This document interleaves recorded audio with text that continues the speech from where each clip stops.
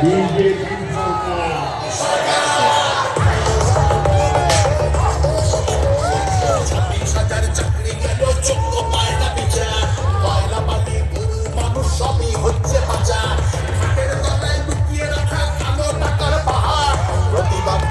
বলে বিরোধী করে সব লক্ষ্য খোঁজাতে হবে সইব না তো